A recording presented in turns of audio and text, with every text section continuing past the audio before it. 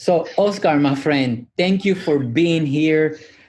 You know, we belong to a few Facebook groups together, specifically Mastermind. And the more I saw you talking about Facebook ads and virtual summit, the more it piqued my attention. Then we had a conversation, and then you blew my mind. But before we get going, for those that are meeting you for the first time, let's give it the 1, 2, 3. Who is Oscar, and how we got here today? Hey, man, thank you so much for having me. I'm super honored and thankful that you asked me to be a part of this. It's going to be awesome. And as far as who I am, well, you can say I'm a problem-solving junkie. I'm a coach and consultant that specializes in direct response marketing. And I only focus with online businesses, and social media is a big aspect about that. And pretty much what I do is make sure that we input systems in a business that attracts cold traffic, warms them up, gets them to buy, and then keeps them along and turns them into advocates. So that way you have like a really strong sales team, word of mouth team, and pretty much people that are there to support your business. And so social media is a big part of it, but it's a different way of looking at social media and making sure that everything that we do is able to be tracked and directly measured in terms of, is this worth my time or is this not worth my time? And so that we can scale the business. And I do have a couple of questions, but and in order, of course. And this is what happened when I encounter people like you that are smart. They know what they're talking about.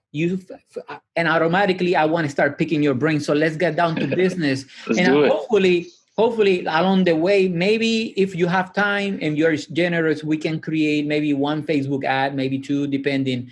Yeah, for sure. We can walk you through that process. Let's do that. So first of all, you say it is a different way to look at social media. Can you explain? Mm-hmm. Yeah, I think a lot of people, when depending on where you are at your business, right? Because if you're just starting out, you're looking at social media completely different than someone who perhaps is already producing 7 figures. Many people, when they're first starting out, they look at social media as, I need to be everywhere. I need to be on Facebook, TikTok, Instagram, Twitter, Snapchat, but there's no real strategy into what they're doing. Right? They think they post a picture, let me just share that across and I'm going to grow my business. And then 3 months later, they have 300 posts, no money into the business, right? And so there's a certain point in time where social media can actually do a lot for your brand, right? And that's great. Now, I'm not here to talk to you about branding. For me, it's about direct response. So making sure that when I look at social media, I look at this as a platform that has my potential audience. And each platform is very different. Instagram is more pictures, right? Facebook is more storytelling. Twitter, I'm not even sure what Twitter is because I'm not on Twitter, but each platform has a very different way of going about how it delivers content. So when I look at each social media platform, I'm looking at, okay, what audience is there? What content are they consuming? And then how can I curate content for my business that's going to match that platform? But then more importantly, what's the strategy behind it? If I have a specific post on Instagram or on Facebook, does it have a call to action that sends people to my business? Yes or no? Because I need to be able to track if this platform is actually growing my business or if it's just a hobby. Oscar, you mentioned measure and track. What are minimum things that we should all be tracking? Okay, so likes, comments, shares, those are what we call vanity metrics. Okay, vanity because they make you feel good, but in reality, don't do anything for you because you can't take likes to the bank. It's just not going to happen. So you can have a post that has 1 million likes, but yet it produces 0 income to your business, right?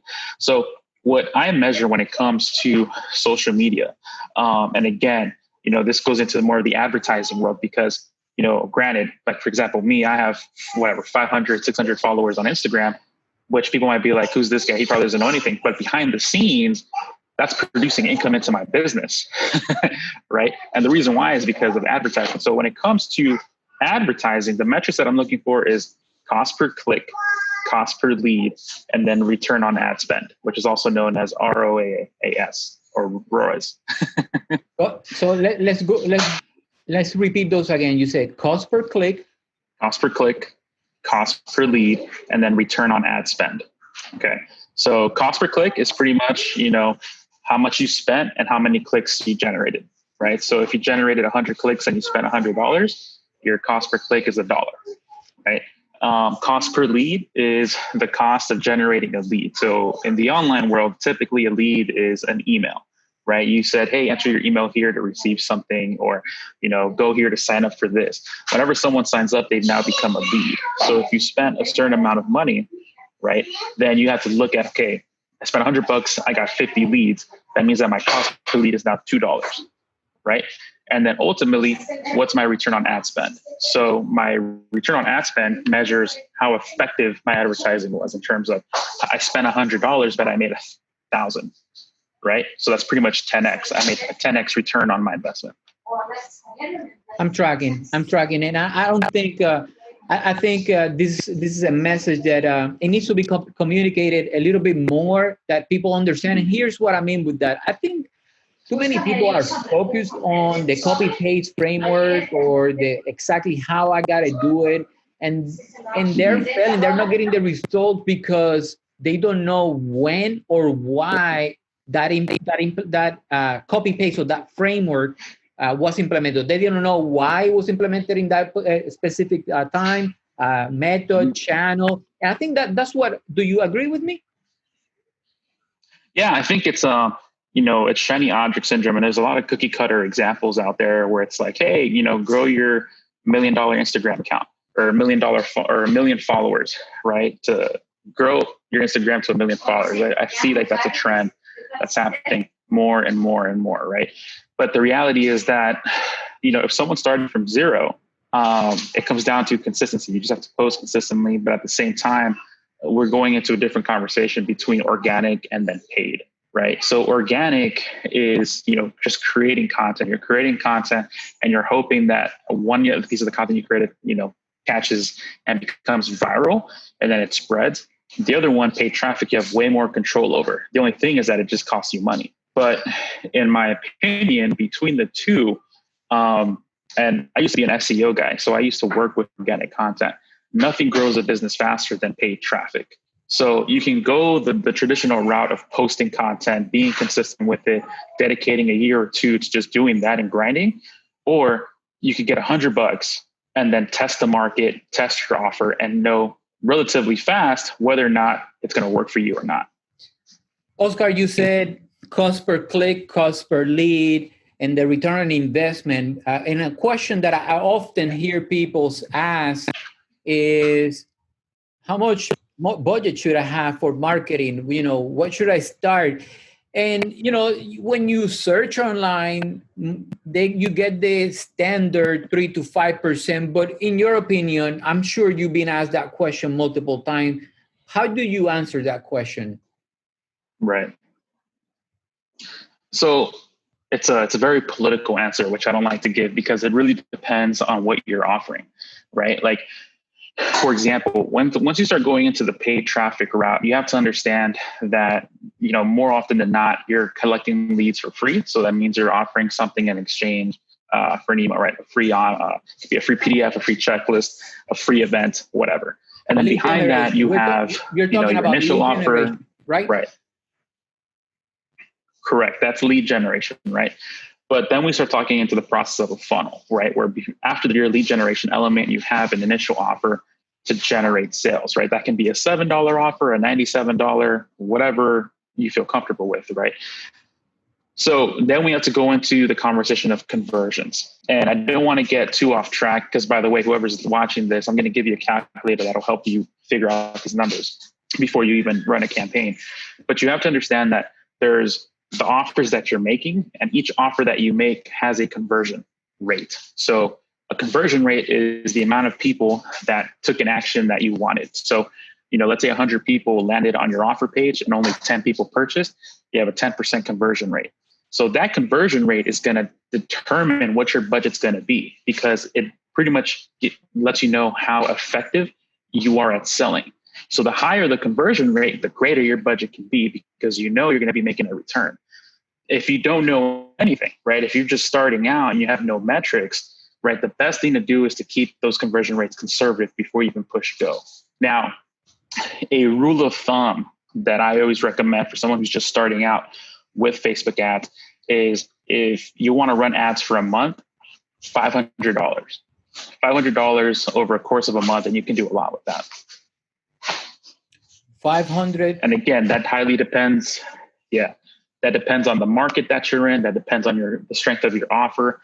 That depends on how good you are at writing copy. There's many different elements, but for someone who's just starting out, $500 is a good benchmark idea of where they're going to be with their ad spend. You mentioned copy and graphics, and people often, when you talk about paid ads, they often focus on how much I'm going to spend per month, and they forget that if they are not, they might need to pay for art or a graphic designer.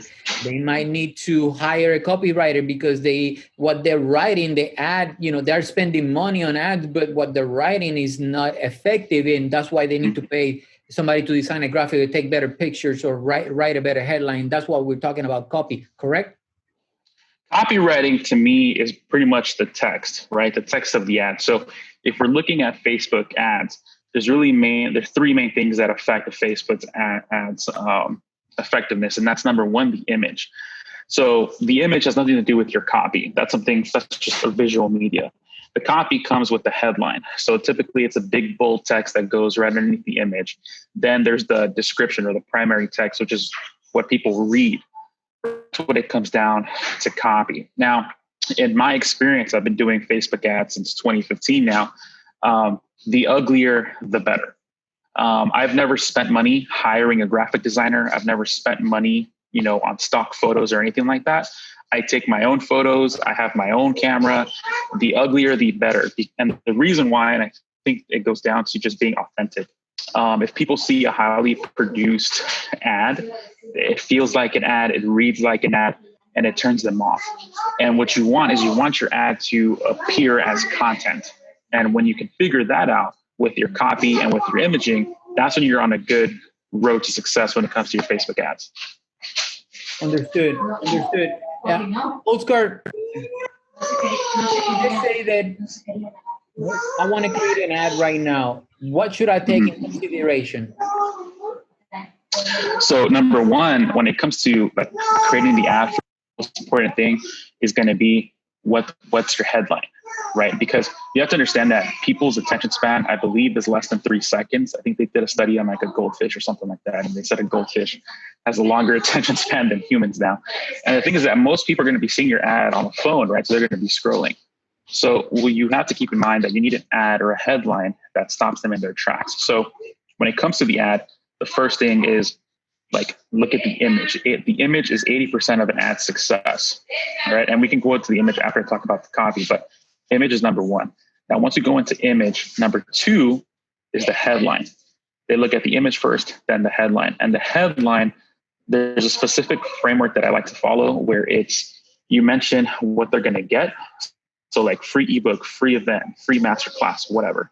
And then from there, you mention a benefit, right? So for example, for this event, it could be something like free event and then grow your business through social media, right?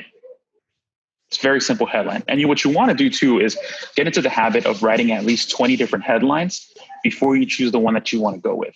Because the first one that you decide to come up with is typically not going to be the best one. Love it. I'm taking notes here because I'm putting here the most habit when creating headlines is to get in the habit of creating at least 20 headlines. Yeah. One of my mentors has given me this great piece of advice, and it was write drunk, edit sober. So it's one of those things where you have to open up like a Word document and then just brain dump. Just write 20 headlines. Don't think about it too much. Just let it go. And then once you get into that state of flow, you'll be able to go back and actually pick the one where it talks about what you actually want to say. And you're going to feel, oh, this is the one. This feels good. Okay. And the reason why I recommend that is because when it comes to your business, you're too close to the problem, right? Whereas people that you're trying to serve are maybe 5-10 steps behind you. So you kind of need to take a step back. And it's like, for example, if someone doesn't know how to speak Spanish, it's the equivalent of you speaking Spanish to them. They just don't understand. They don't get it. Right. So you have to be able to take a step back and look at the bigger picture, and writing 20 headlines is a good exercise to do that. What are the ads, in your opinion, every business should have? Let's start with the local business, a local physical store, what type of ads that type of business should have, in your opinion? So I think to me, the business doesn't really matter. There's two campaigns that everyone should be running at every single moment in time. Number one, it's an awareness ad. So this is an ad that's designed to go to cold traffic and provides awareness to a market in terms of the main problem that you solve and why you're the number one person to fix it. Okay. And then the second campaign that she should be running is a retarget ad. So meaning anyone who's ever visited your website should see an ad that invites them to sign up for something for free so you can build your email list. I'm very big in building email lists. Email lists are, for me, a game changer when it comes to online marketing. So the whole point is I need an ad, number one, to go out there and start attracting people to my business. Okay. Make them aware of what I can do for them, what value I bring to them. And then also it's going to pique their interest in doing business with me. And then that's going to cause them to come to my website. I need another ad behind the scenes that's capturing all those people that didn't take a desired action, right? So let's say my first ad is like, hey, everyone, my name is Oscar Garcia, and I help you grow your business with sales funnels. They go to my website, they see everything, but they don't opt in for my, sales funnel masterclass. I'm going to have another ad behind the scenes that says, thanks for visiting my website. It seems like you didn't sign up for the masterclass. Do it now, X, Y, X, Y, X, Y, right? So those two campaigns can be done by an e-commerce business, can be done by if you do a coaching, consulting, if you have a service-based business, if you're selling online training, any business can use those two campaigns and you'll see traffic results in your marketing from those two. So let's create a campaign. So I'm going to click create, or you want me to go someplace else? No, that's fine. Create is a good place to start. And so this is kind of like the create an ad for dummies that Facebook has set up. It's a very kind of like click here and it sets things up, which is totally okay. So if your screen does not look like this, you might have like the older version, which is totally okay. The point is that Facebook works in three ways. You have your campaign, your ad set, and your ads. And if you see on the left-hand side, you see campaign, ad set, ads. Okay. So real quick, the campaign is where you set the objective of your ad. So do you want more video views? Do you want people to sign up for your event? Do you want people to go to your website? That's the objective. And Facebook has specific objectives, which I'll go through in a moment.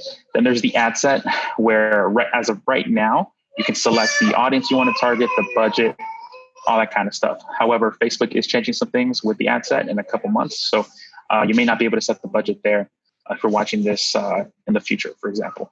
And then the ad finally is where this is the actual ad creation process, where you put in your image, your media, the copy, and ultimately the link that you want to send people to. So, all right, man, let's get started. Let's go to the top real quick. Social Media Marketing Day 2020 awareness. Sounds good. Awesome. Okay. Should I click? So I'm selecting awareness because that's one of the two campaigns that you suggested we should all have. Yeah. However, I'm glad you did that because there's two distinctions. Okay. So when it comes to objective, right, there's really only two main objectives that we're ever going to consider when we come with Facebook ads, and that's conversions and traffic. So as you see under consideration, it says traffic, and under conversion, you see conversions. Okay. For this campaign, we're going to do conversions. Interesting. So we're going to do convert this one? Yes. Okay. Yeah. Because this ad's going to be going to cold traffic, right? And we're going to be talking to them about, social media marketing day, right? And so what we want to do is we want to send them somewhere where they're going to sign up. So we want Facebook to do the work for us in terms of finding an audience that's going to sign up for our event. Okay. Otherwise, if we do brand awareness, it's just going to blast it to everybody. And we don't want it to be blasted to everybody because not everyone's going to want to care or sign up for this. So we only want Facebook to show our ad to people who are going to opt in to something that we're doing. And that's why we pick conversions. And I'm glad that you clarified this because automatically most people will say, well, Angel told me, or Oscar said, do brand awareness. Boom, we're going to click brand awareness. So It's an important clarification, which I am going to take notes now. Another thing you want to consider too is that think of Facebook as like a pizza pie, right? And so each objective is a different slice of the pie. So when you select brand awareness, that's only a certain percentage of the total Facebook population. When you select for example, a conversions objective, that's another piece of the, sorry, my nephew's coming in screen here. It's another slice of the pie, right? So it's kind of a more advanced concept, but what I want you to consider is that when you select an objective, you're not actually going to be targeting everyone on Facebook. You're only going to be targeting a certain segment of the Facebook population. And I'll explain more about why that's important later if we ever get into scaling. Okay. Copy. So I name it just so I can easily identify that campaign. Should I create A/B test or campaign budget optimization? No, forget the A/B split test. Forget the campaign budget optimization. Just click on continue. Continue. Yeah. Okay. So now we've moved from the campaign to the ad set. So now we're going to talk about budgeting and we're going to talk about targeting. So let's just work it section by section. Right now for conversion, we want people to go to our website. So we're going to leave that there.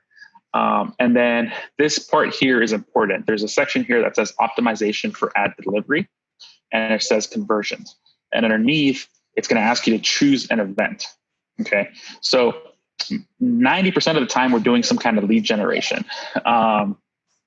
So in this case, the event that we're going to be choosing is lead. Okay. If you are sending someone to an offer, let's say you're going ad straight to an offer, like let's say you have an ebook and you're selling that for $7, then you're going to select purchase. Okay.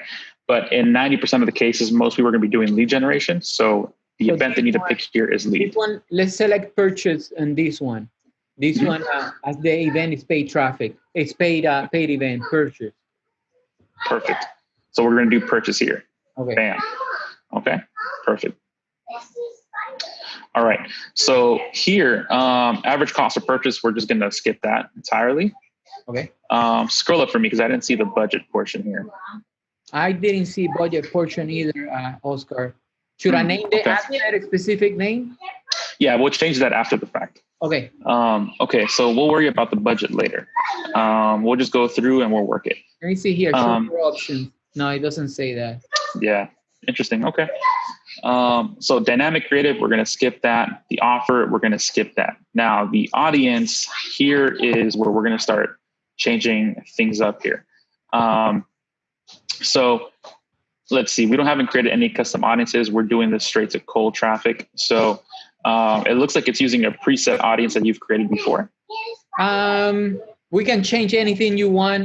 We can change anything. This one, this is an old account. I do have custom audiences in another account. So let's start from scratch in this one. Okay, so then let's go ahead and start changing some of the things here. So where it says detailed targeting, let's go ahead and click on edit there. And for most people, when you see this, if this is brand new, you won't have these set standards. Like it'll ask you to choose your location. It'll ask you to choose the age, the gender, and everything else. So you're going to want to choose, okay, I want to advertise in the US or Canada or worldwide, et cetera, et cetera. So you want to make sure that you're selecting those as close to as your market. Like if you're only marketing to women, you want to make sure you only select women, right? Et cetera, et cetera. So in the detailed targeting, you definitely want to, in this case, I would recommend targeting interests that are related to your event.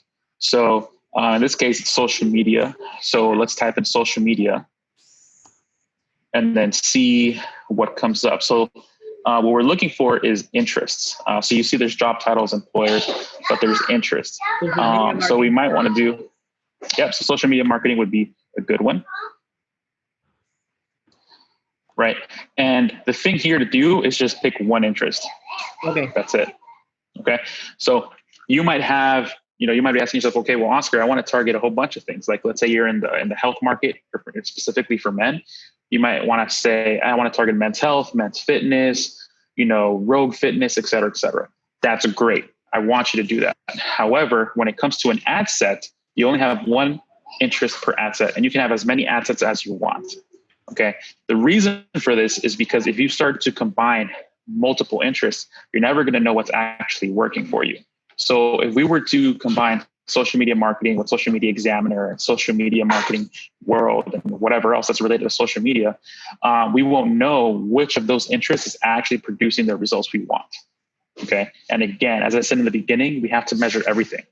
So in this case, if I'm targeting social media marketing and I know my purchasers are coming from this one interest, I know that social media marketing is an interest that I want to target later on because that's where my people are. Understood. Okay. Understood. So in the future, when this ad is done, we can duplicate this ad and just change the interest to something else to test that. Correct. So So underneath there, be careful with this because Facebook likes to automatically turn on features that will kill your budget. So here, detailed targeting expansion is turned on, right? And before you click that, let's go ahead and click it one more time. Okay. So as you see on the right-hand side, it says potential reaches 230 million people, right? Yeah. That's way too broad, right? So we want to be a little bit more specific. And just by turning that off, we go from 230 million people to just 23 million people. That's still a little broad for my liking. I typically like to be around 1 million to 5 million. And you can get more specific by narrowing down your interest, your location, and things like that. But we definitely want to turn off that expansion because, again, we want to know which interest is working. And if we allow Facebook to expand, we don't know what it's expanding to. Okay. All right. So now that that's done, let's go down to placements. Okay. Okay. We're going to select manual placements. And the only two that we want to advertise on for right now is Facebook newsfeed and mobile newsfeed. Everything else is going to be turned off. Why is that? The reason why that is because in my experience, when I've run ads, every time I've run ads, nothing beats out advertising to the newsfeed.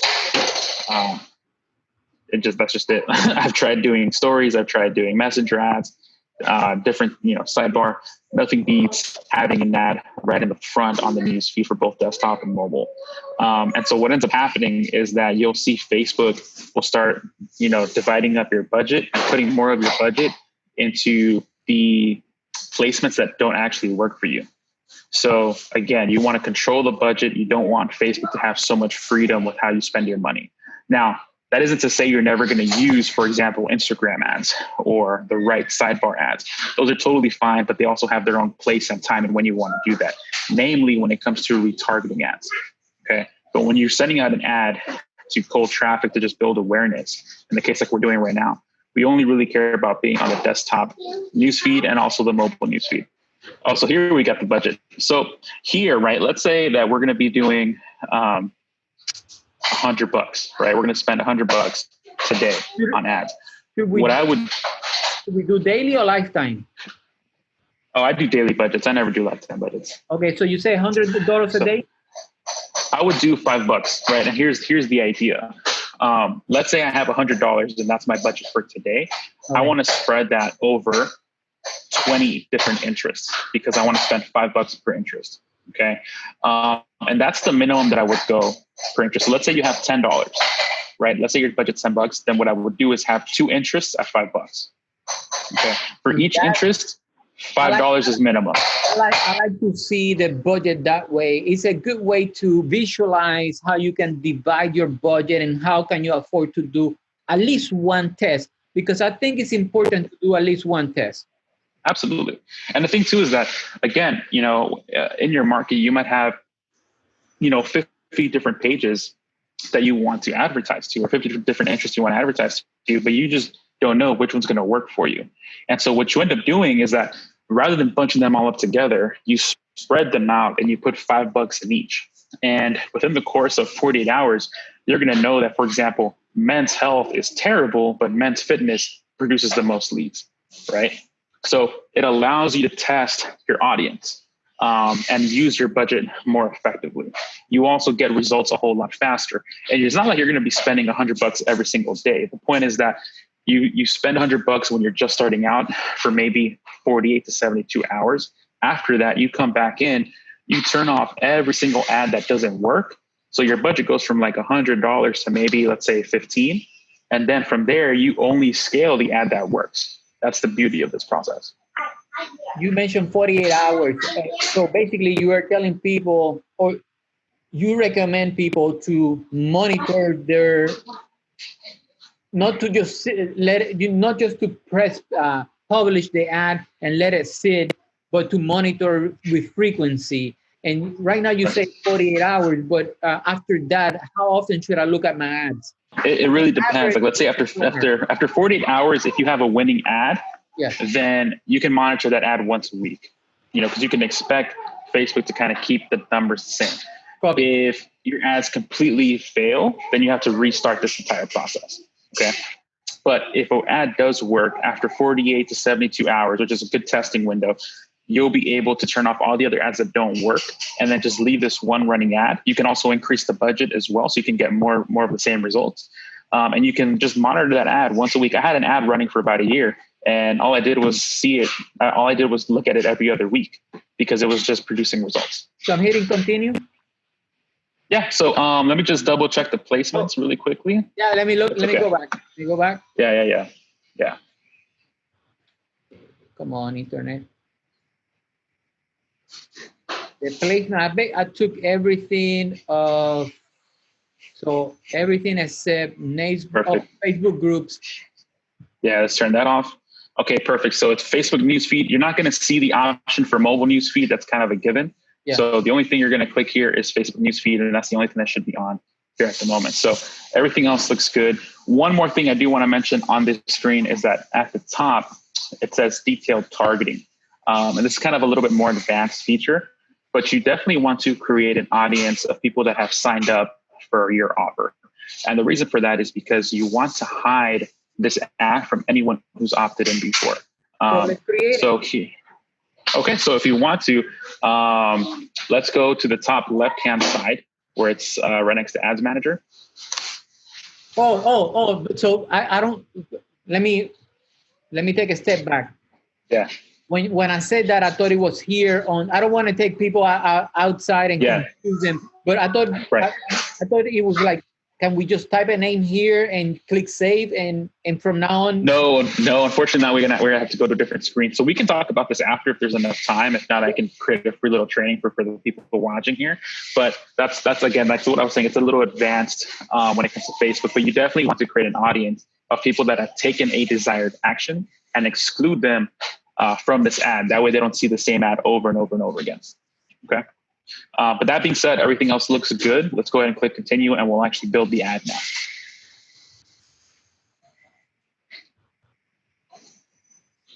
Okay, I was taking the note there for the, okay, so I'm going for the identity. Obviously, I have 2 pages that are attached to this event, but it doesn't matter what page.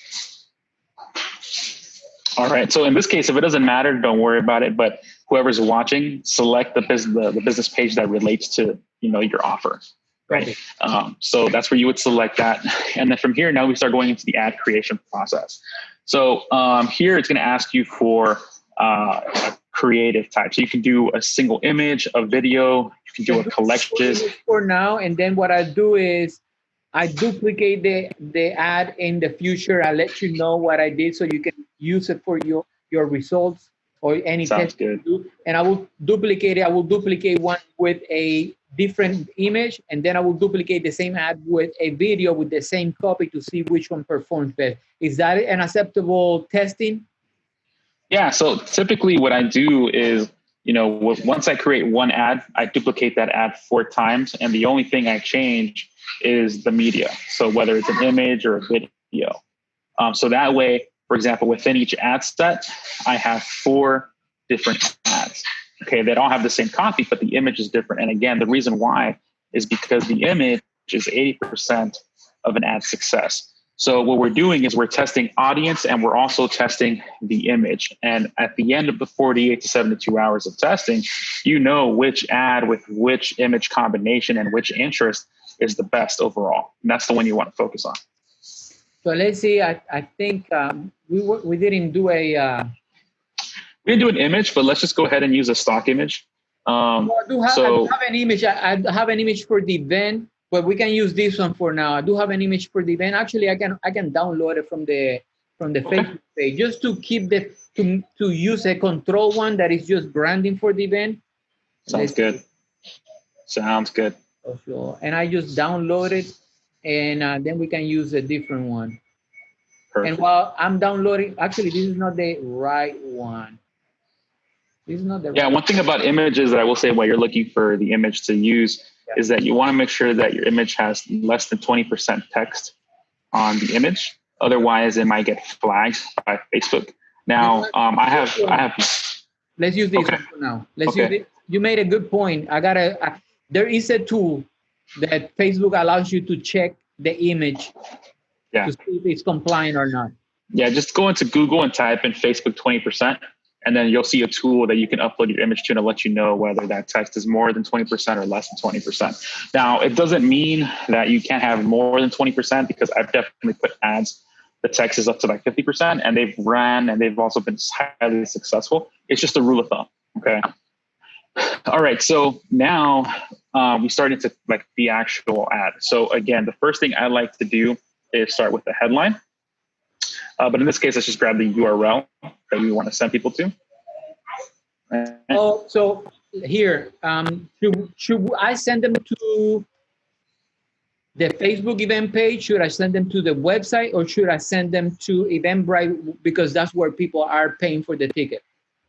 I would send them to where you want to take an action. So if you're sending them to an Eventbrite page to purchase, then send them to the Eventbrite page, right? Okay. And the other thing too is that you want to make sure that your Eventbrite page, whether it's your website, Eventbrite, wherever you're sending these individuals to, that they have the pixel installed properly, the Facebook pixel. I do have the Facebook installed. Perfect. In this one, and Google. So let's send them here.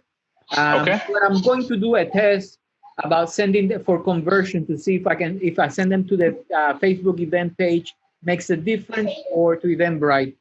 Right. And so here's another thing, right? Like right now, if we send them to your website then sends them to Eventbrite, correct? Yes. Okay, so that's something to think about too if you're creating ads for your business, is how many steps does it take to get the result that I want? So more oftentimes we're doing an ad directly to, for example, if we want to, do lead generation, to the page where they sign up. We're doing ads. If we want purchases, we're going from ads to the page where they make a purchase. In this case, we're adding a step in the middle. We're going from ad to website to Eventbrite, where you have to make a decision. So the life cycle of the ad is going to be a little bit longer, and it might take you a little bit more time to see desired results. It also might cost you a little bit more because, again, every step in that process, you're going to have drop off. You're going to have people that go to your website and say, you know what, I don't want to do this, and just decide to click off. Whereas if you have more people looking at the Eventbrite page, you have a higher percentage of them taking the desired action you want. Well, okay, so every step you have in your funnel. Let's send them that. However, I haven't looked if it's a way to configure Eventbrite with Facebook Pixel or Google Analytics. I'm sure there gotta be a way. Yeah, there is. You can add the Facebook Pixel to your Eventbrite page, and it'll track everything behind the scenes. Okay, so let's do it. Actually, hold on. Here's the link here. I do have a link here in this page.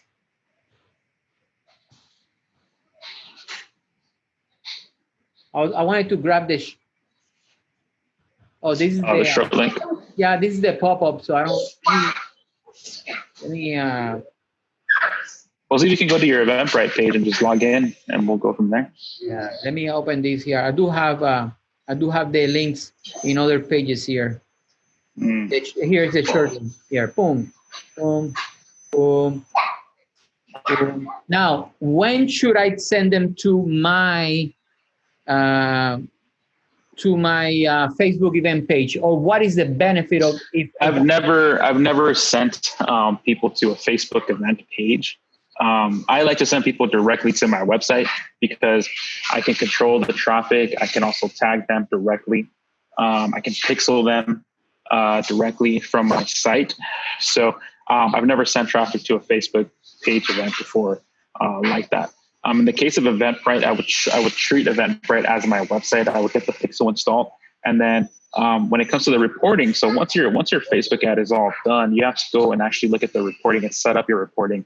And in that case, you can look at your process, your add to click to purchase process, and see if everything is working correctly and tracking correctly. And that's kind of how I would recommend going about it. Okay, so I pasted the link there. Okay. I don't know if it's it says the link required. That's fine. Okay. So now let's go to the display link. We're not going to do anything there. It's optional. So the headline, this is where we're going to type the headline. So as I mentioned before, the headline is going to do free or online event, whatever it is, right? So it's online event, and then followed by a direct benefit. So, and what I like to do is I like to put brackets around what it is. So like an open bracket, what it is, online event. Like that or like that? No, like that. No, the first one. There you go.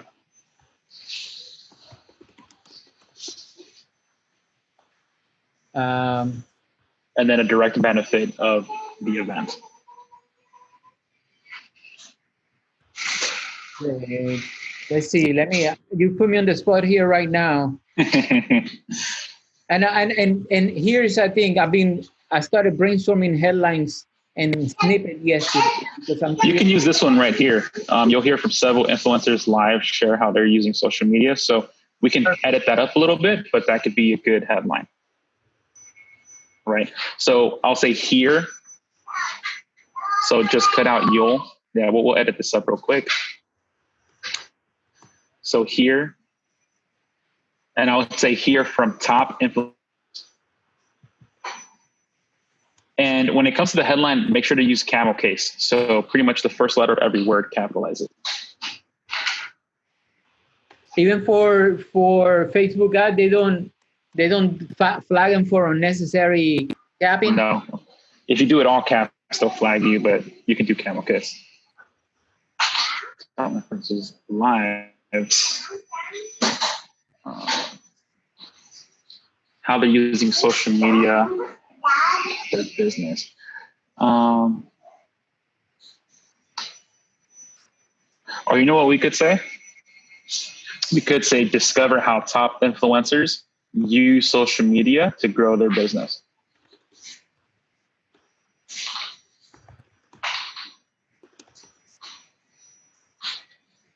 Yeah. You top influencers use, yeah.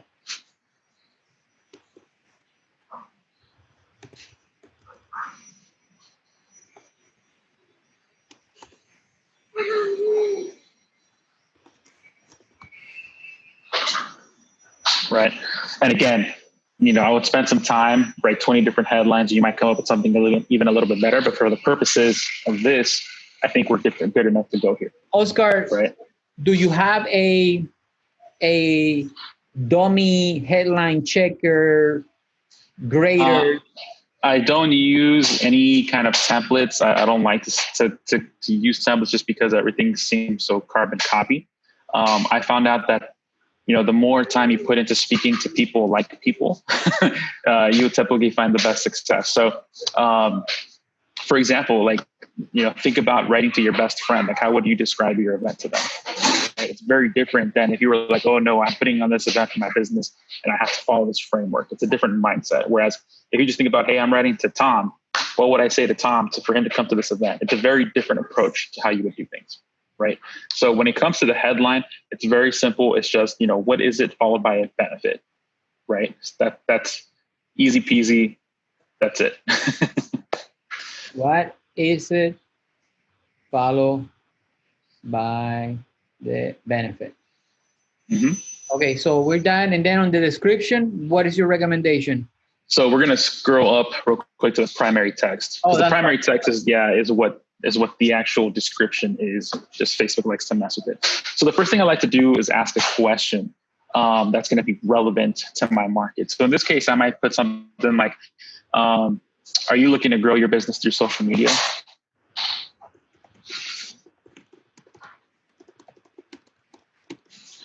And copy is very important, okay? And this is why I want to mention this, because right now there's multiple things going on with this one sentence.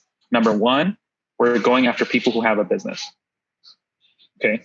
So are you looking to grow your business, right? You have a business. If you don't have a business, this isn't for you, right? So we're automatically attracting business owners. 2, we're specifically looking for people that want to grow through social media. We're not talking about virtual summits. We're not talking about, I don't know, drop shipping. We're not talking about any of that. We're talking specifically through social media. So your copy acts as an attractor, but also a detractor. So when you're looking at your copy, think to yourself, am I attracting the ideal market, or am I attracting people I don't necessarily want to work with? For example, I worked with someone who was selling financial advice and kind of like how to manage a portfolio. And the headline he was using was, how to grow to 6 figures even if you're dead broke. Okay, now dead broke might sound appealing. However, who did he attract? A bunch of freeloaders that didn't have money to purchase, right? So copy is very important. That's why you want to think about what you're writing in terms of, am I attracting the right people? Okay, now enough about that. Let's go to the next one. So we start off with the question. Once we have the question, we then go into immediately, like, what's in it for them?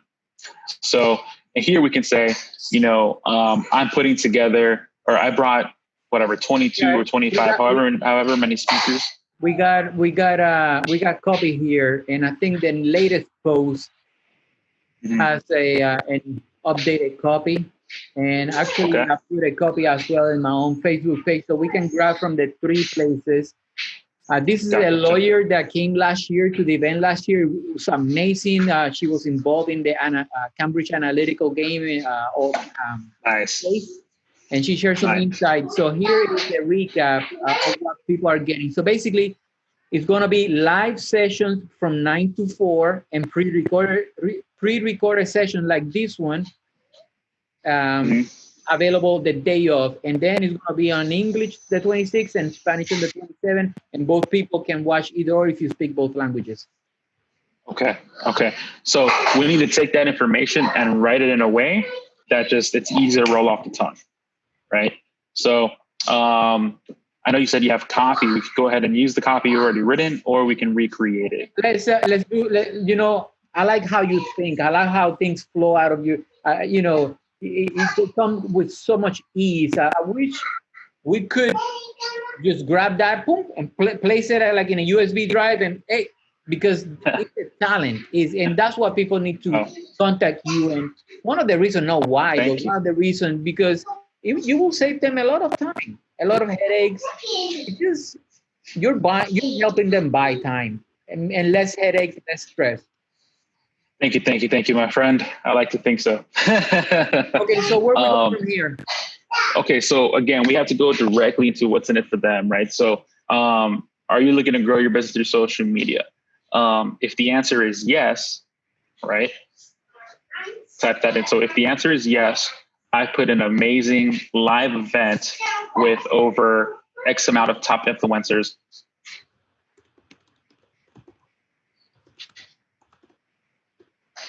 Let me copy. Basically, it's the same headline that we use here, which is an online event with several top influencers. Be specific. How many speakers are going to be here? 20? Right now, including English and Spanish, I have 11 live. Total speakers, even pre-recorded. Oh no, not shoot. You're putting me on the spot right now. Yeah. Okay. Just give me a number. Okay, so let's do this. So I'm gonna give you the exact number as close as possible. So it's brand and sale.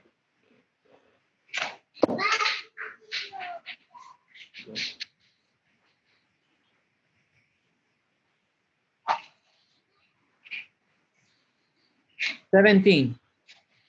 Okay, so 17. So if the answer is yes, I put an amazing live event with 17 of the top social media influencers or social media experts, or let's bring the number down just to 14, but 17 17 let's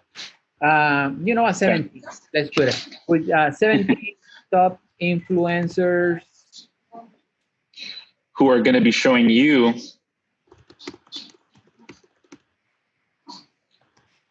Their top secrets. So here's one of the questions. Let me ask you, instead of, I'm going to follow it. If you say right, top, their secrets, why not? What I put in the copy is that I was going to ask them, which I'm going to ask you, like how their approach is to social media, and a specific question with their how, for example, one of the big names is coming is Brad Burton, and he's the founder of a big networking company, all in person. When the coronavirus hit, they were forced to go online, and now they have two products. So it's a good story right there, and they chose the why and the thinking and the technology behind it. So those are the questions I'm going to be asking them, like how they approach social media.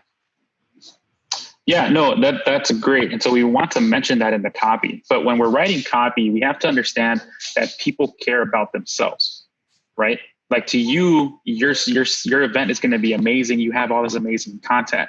And to someone who doesn't know, they just don't care, right? So we have to write copy in a way that gets their attention, gets them to say yes.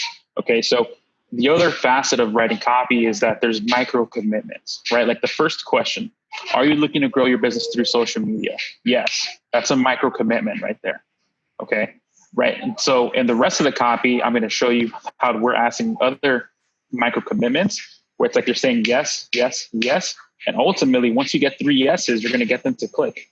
Copy. So we're going to write this, and then you can give me your feedback on it, and then we'll go from there. So we're going to put, top influencers. And what was the second part that you shared? So if the answer is yes, I put an amazing live event with 14 top influencers who are going to be showing you their secrets.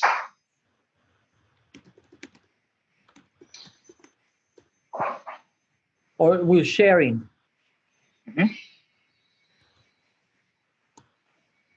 Put top secrets. Top secrets? Yeah. I'm not sure if that's an adjective. I want to say yes, but adjectives make copy a whole lot better, right? So we're going to do their top secrets on how to grow your business through social media.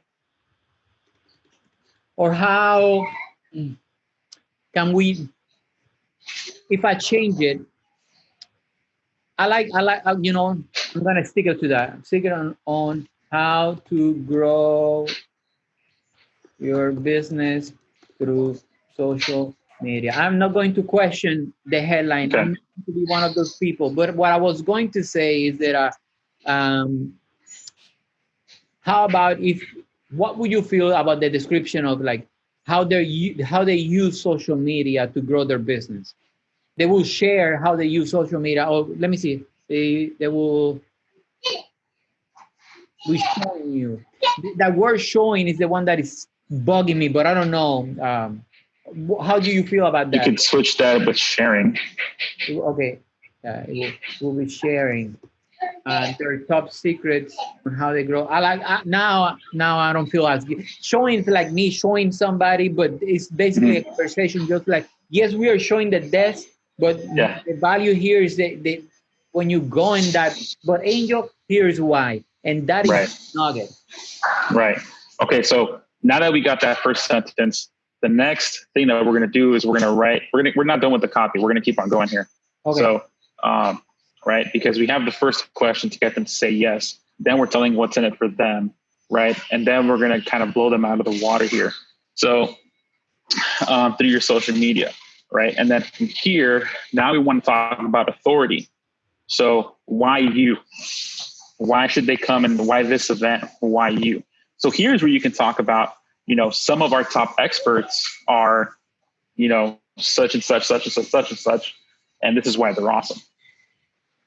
Lovely. And I do have, for sake of time, I do have here a little bit of this here. Just for sake of time, and we can just copy and paste. Basically, it says, I'm going to delete the page, or not delete the. Just cut that and put it underneath, because we'll use that later. Yeah.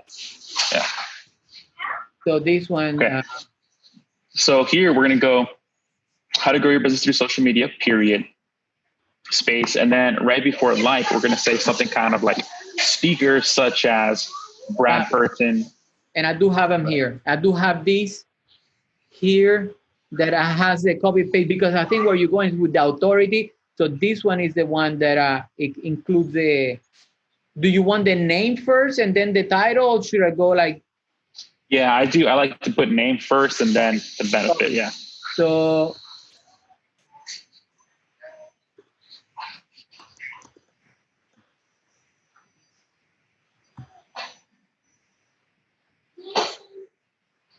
He's one of the. Come on, computer, move. The mouse is not moving now. It's always tech, huh? Tech always wants to fail on you. And you want bullet points, or let me see if it's you can use emojis like that green check emoji. That'd be good. Oh yes, let's see. Emojis are good. I don't know why, but people like emojis. There you go. Copy and paste. The computer is acting up, and I don't know why, but it's okay. It's part of business, man. Just gotta deal with it. Computer, by the way, this is a brand new MacBook Pro. Oh, okay. And then I will put. I should put. Let me put your name and let's spell Vadim and. Did you copy that text from the other page? No, not yet. Okay. Because what you could do, copy and paste that. That's kind of what we want there. Okay, so let's do that. And then I just elaborate for time's sake. Let's just keep these three, and then I just elaborate in the other one. So here is the basically their. Right. So there's three different ones there, right? So yes, sir. I would just delete the three names you have at the top and then just put the green check mark next to those three sentences. And it's not going to be perfect. You're going to want to clean it up, but at least for the purposes of this, it'll kind of show you what we're trying to do here. I'm copying and pasting. Mm-hmm. If the computer, let me go here.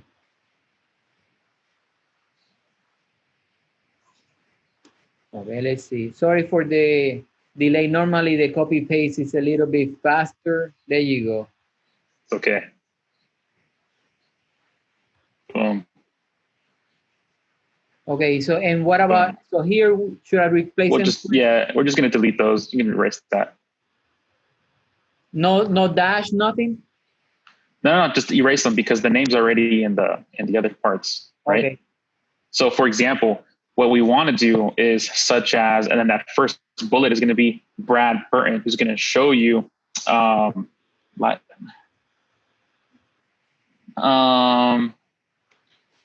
I would just go UK's #1 motivational business speaker and founder of For Networking, the UK's largest, et cetera, right? So you're just going to clean up the bullets a little bit so that it reads more natural.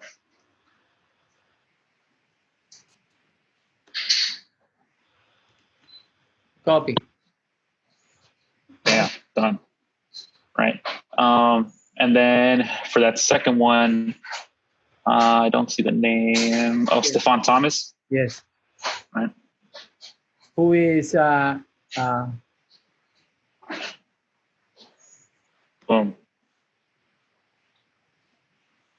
The author of Business Networking for Dummies. Mm-hmm. And then the last one is Michelle. Yes. So. Okay. And then put that benefit statement after her name and her credentials. Her benefit statement? Yeah. Oh, did you delete it? Who's going to show you how to leverage self-publishing and yada, yada, yada. Yeah, how to leverage self-publishing on social media.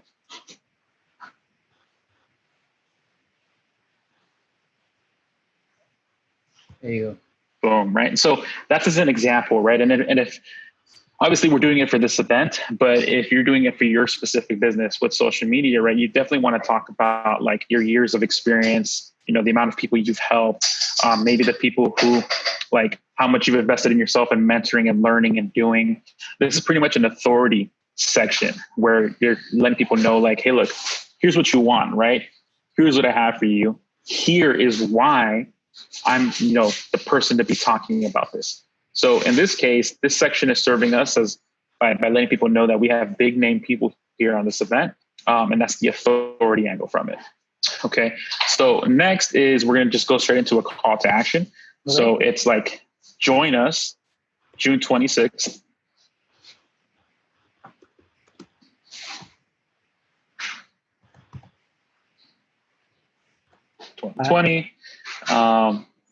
And then just be like, click the link below to learn more. Oh, that's right. That's right. Not going into too much information. Right. I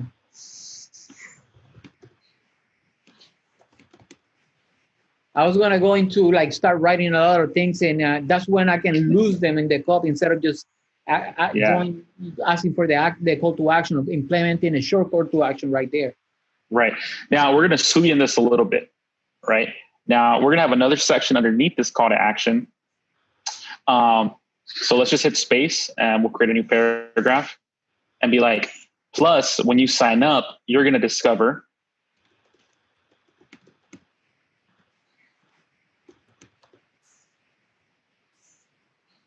and then we're going to have another series of bullets of more benefit statements, right? And these aren't going to be speaker related. This is more about the event. So when we're thinking about benefit statements, we're thinking about what is the outcome of the event? What is the outcome of what they purchase, right? So, after attending this event, after buying your course, after signing up for your consultation call, what are they going to be able to walk away with? How is this going to positively impact their life? And that's what we want to list here. So we'll just, kind of pull things out of the air here, but we're going to say, plus when you sign up, you're going to discover, how to set up your own Facebook campaign to produce a positive ROI.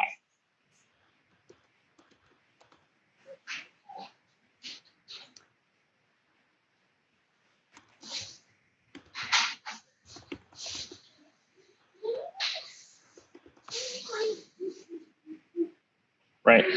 We might do another one and say, learn how to use LinkedIn to generate more leads and sales.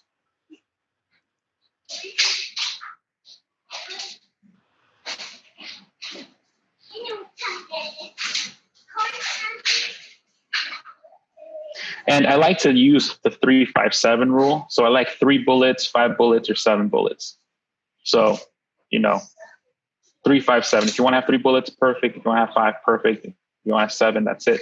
But just keep it at a 3, 5, or 7. Okay.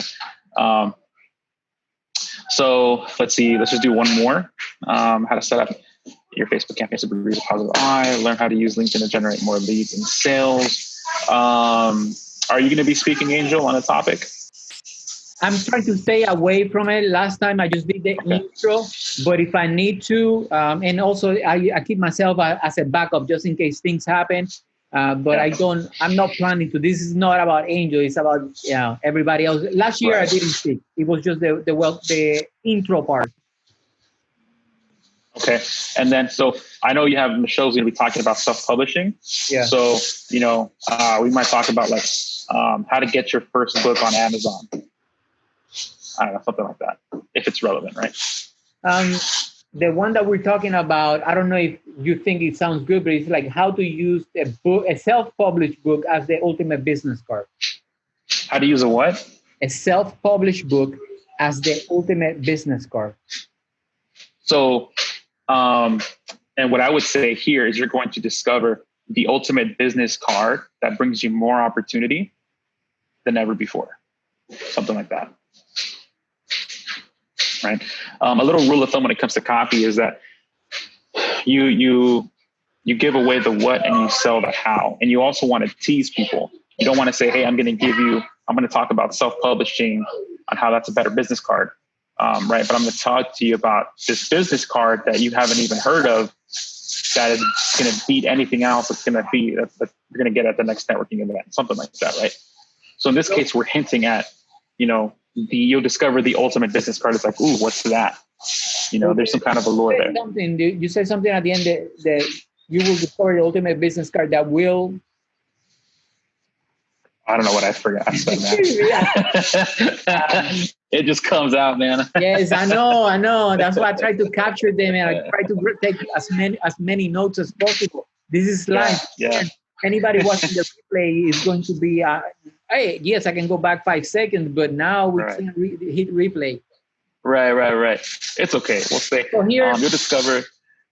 We could also do, there's bullet frameworks that sometimes I do like to use. Like, you need a business card, right? Wrong. Discover this new way to, generate business.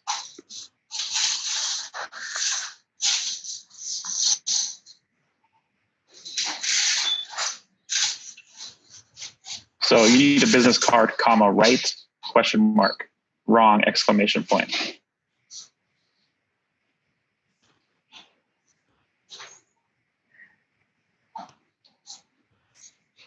Come on, computer. Look, before our call, I restarted the computer, I shut down, I closed all my tabs, which I'm going to close a couple more here. I had 3 tabs open. But I closed everything, I restarted the computer.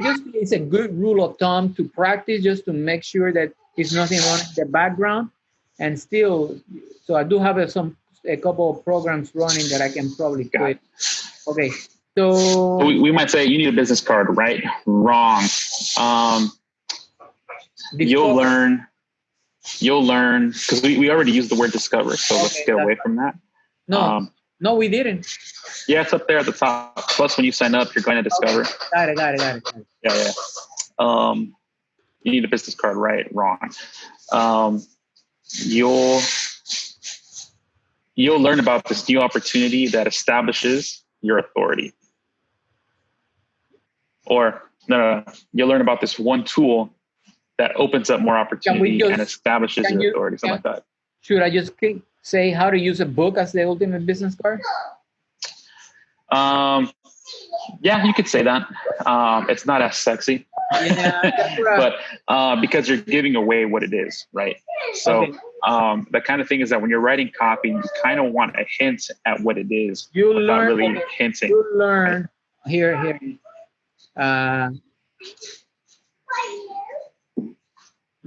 Then how should I say that it's not that uncommon or not used widely, because a lot of people don't see as the way you want to think about it is that people don't buy the tool, they buy the outcome. Yeah. So for example, that's the reason why I don't recommend saying how to use a book as a business card, because the book is a tool, right? The business card is a tool. What is the outcome of having an amazing business card? You get more opportunity, you get more sales, you get more calls, more authority. Right. So those are the things that we want to talk about. You'll learn. Come on, computer. You'll learn how to increase your authority with this one simple tool.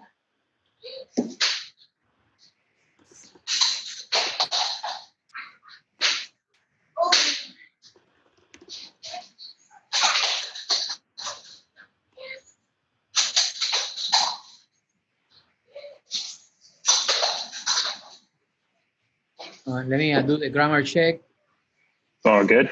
Yeah, Grammarly is pretty nice to have. Yes. Okay. Hey, Oscar, I forgot to ask you, how much time do you have? I can go to the top of the hour. So.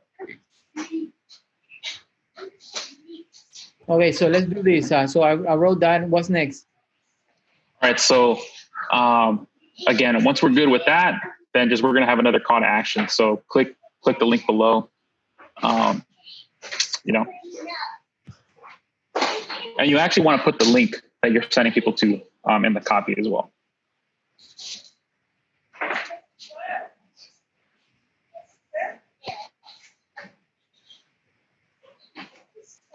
Yeah, I like to have the link at least twice whenever I write copy.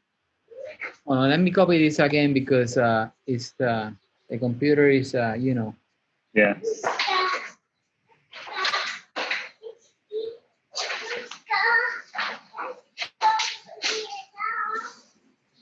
I don't know why it's not allowing me. Let me highlight it.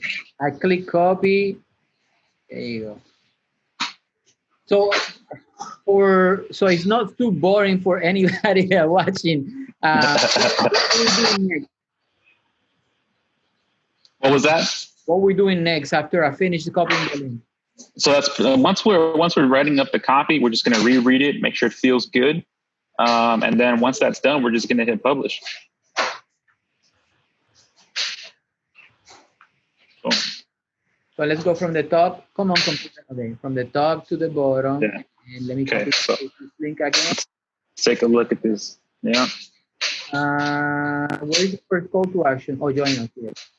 Okay. So here it is. You want me to read or you want to read it quietly? I'll read it. So I'll read it out loud. Are you looking to grow your business through social media? If the answer is yes, I put an amazing live event with 14 top influencers. I would say 14 of the top influencers that will be sharing you. Okay, so we're using the word top here twice. Yes. If the answer is yes, I put an amazing live event. Just we with can 14 of them. They were sharing you how they use. Yeah. How they use. So, how do yeah. Yeah, 14 of the top influencers that will be sharing with you. I'll be sharing. Just cut out you. Boom. How to grow your business through social media. Speakers such as, Brad Burton, Steve Thomas, Stefan Thomas, Michelle G. Rhodes. Join us June 26, 2020. Click the link below to learn more. Put the link in parentheses if you can.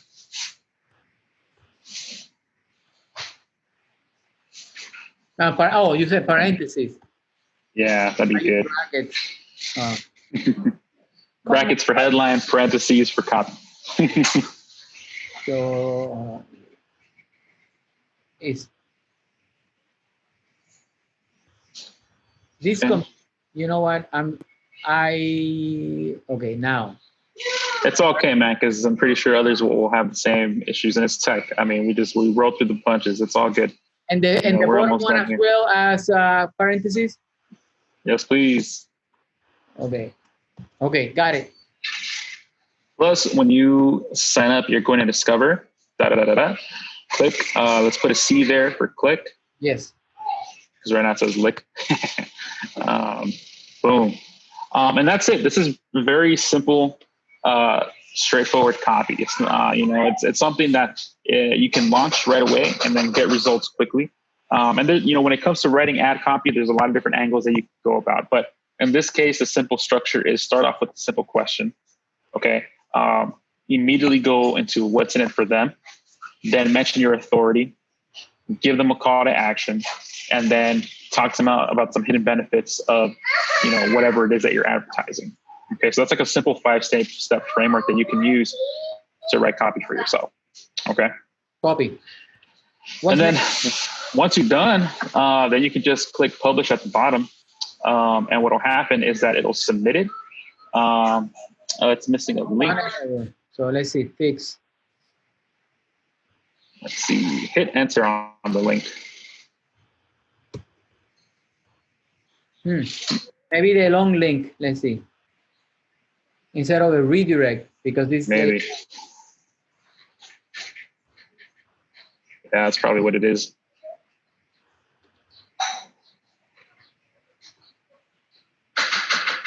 Should I replace the one in the copy as well? No, it's okay. You can use a short link there. Okay. All right, awesome. So that's how it's going to look on a desktop. So boom, boom, boom. You can also see how it's going to look on mobile. You click publish, and then, Facebook is going to go through its ad approval process, and probably within the next 2 hours, you'll get notified if it's approved. And then once it's approved, it'll start running, and then you can start seeing how the ad is performing. Now, for sake of time, because I want to respect your time as well, Yeah. And you've been gracious, Oscar,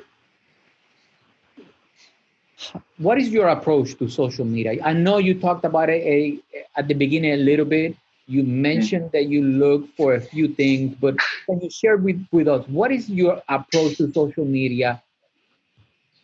So first and foremost, it's not about the platform. Like Instagram, Facebook is just a tool, and so you have to understand that a tool is meant to do work.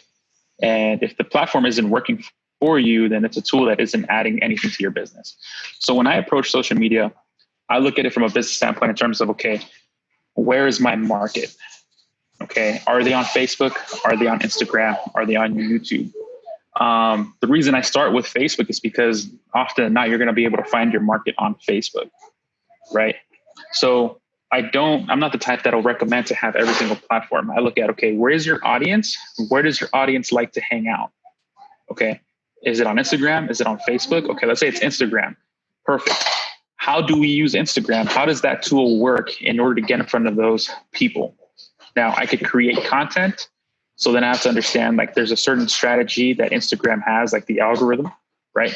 That Instagram has to show their content. So I need to understand that environment, right? Right now, posting on your Instagram feed doesn't really matter. It's more about stories and doing Instagram lives. So you have to understand that that's kind of like the content you should be creating for your business. Now, again, as I mentioned before, there's two ways to approaching content on a platform, and that's organic or paid. And between the two, I'm going to be in favor of paid traffic because I can control that traffic.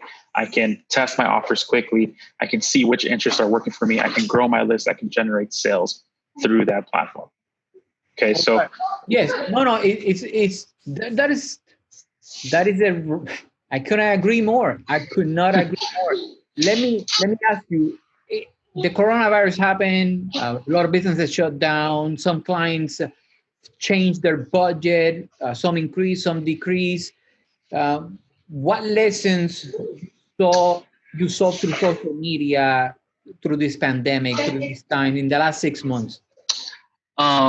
This pandemic has been unfortunate for many businesses, but it goes back to, I'm not sure where I got this from, but I can remember saying it for as long as I can remember. And it's learn, adapt, overcome, and progress. And those are 4 kind of main milestones or mantras, if you will, that I always keep in my head. Regardless of the situation that's happening, it's like no matter what happens, you can learn the lay of the land. You can discover how things work and how things don't work. And it's all about you being able to adapt. So, for example, many breweries, adapted to making hand sanitizer because they had the equipment to do it, right? So you have to understand, how do you adapt? If you have, for a long time, I was traveling in a van that I converted, putting up workshops all over the Pacific Northwest. And now, rather than doing the in-person workshops, I've had to adapt to do virtual workshops, right? So you have to be able to adapt. And once you adapt, you start working through the problem. And, one of the things that I know many entrepreneurs struggle with is that there's a lot of brain fog. And there's a lot of doubt. How do I do this? Or will this work? And what about that? Da, da, da, da. All of that is nonsense. And so you start working the problem and you truly start to understand what the real problems are. And once you can figure that out, you start to overcome. And as you overcome the challenges, you then progress and you move forward in your business. And that's a cycle that constantly happens. You're always learning, adapting, overcoming, progressing. Just follow that. Love it. Love it. Oscar, here's the last question before I ask you where people can find you at. Mm-hmm. Your business, what are you implementing? What changes are you doing in the next 6 to 12 months? So for me, I'm focusing more on workshops.